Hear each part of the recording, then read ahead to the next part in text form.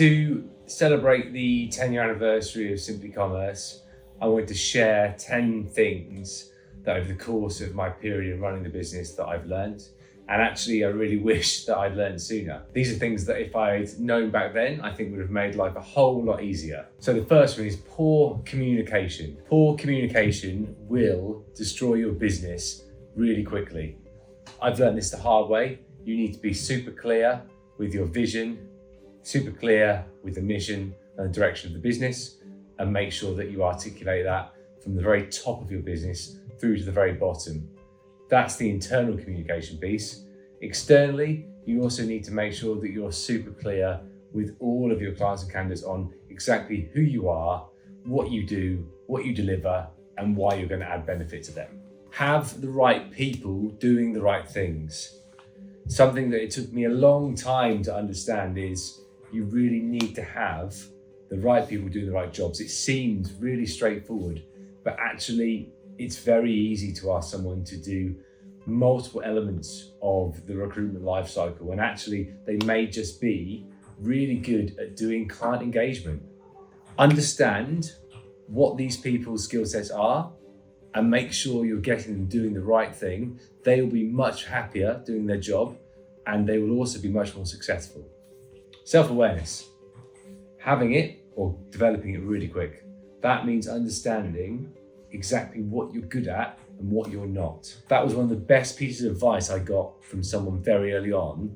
Understand the things that you're really good at and understand things that you're really, really not good at. When you know the things that you're not good at, make sure you get other people to do those things for you and you pay as much as you possibly can to get those things done by those people. If you're not good at these things, you will A, not be hugely motivated to do them, and B, very much likely to do a poor job of actually completing the task.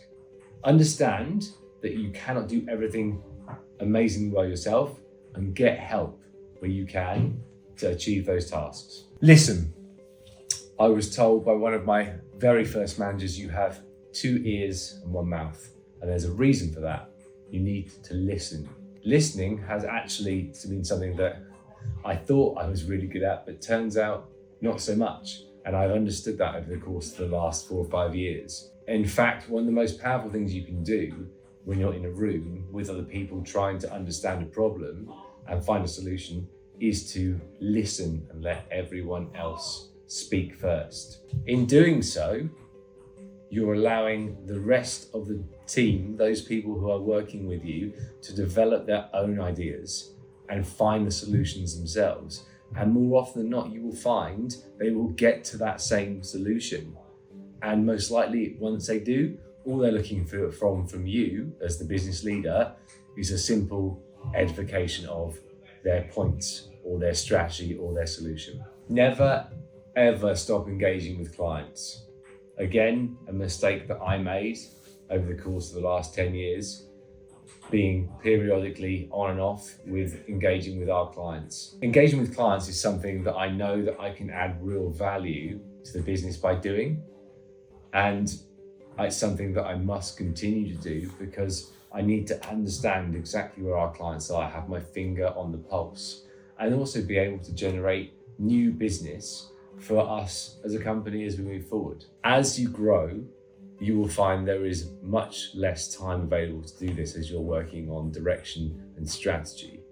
However, it's super important, I think now, having come on and off of this, to understand that you've got to stay engaged. You are the brand, you represent the business, and those clients still want to hear from you and still want you to be working with them and feeling that they are still important enough for the owner of the business to actually want to engage with them.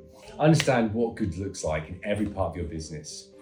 It is super important to be able to articulate to your team what good looks like, and also not just good, but what great looks like and how you step up to that. It's far too easy to coast. We need to be really clear on what good looks like, set goals and objectives and measure those. And we also need to understand what great looks like and how we get there, setting goals, objectives, and measuring those too. Once you really lay down the foundation for what good and great looks like within your business, people have more to aim to and to aspire to.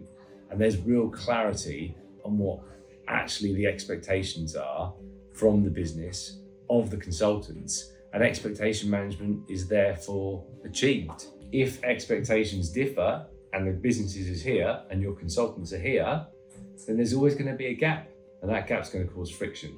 So understand what good looks like. Embrace technology. There is so much amazing tech on the market now, from automation technology, marketing tech, and artificial intelligence. However, you have to have a clear use case and a clear implementation plan, and you must know how you're going to get your team to pick up on this tech and actually use it. Without any of that, unfortunately, even the best technology will not work in your business. Understanding the use case is one thing, but adoption is absolutely necessary to get this right. If you can't get your team to use the tech in the way it should be used, then it's never going to work in the way that it's intended. When it's you at the top and every decision finally rests with you, you are ultimately responsible for the success or failure of the business. Find support as soon as you possibly can, and find support from someone who has done what you're doing and they've done it better than you, and they've scaled it bigger than you, and they're more successful. Finding that person might be hard, but it's one of the best things you will do that will help you avoid some of the almost inevitable issues and pitfalls that you'll face as you grow your business. And finally, go in to running your own business and entrepreneurship with your eyes wide open. It will be painful, it will be lonely, it will be unbelievably stressful, and no one else, unless they've done it, will understand how lonely, painful, and stressful it actually is.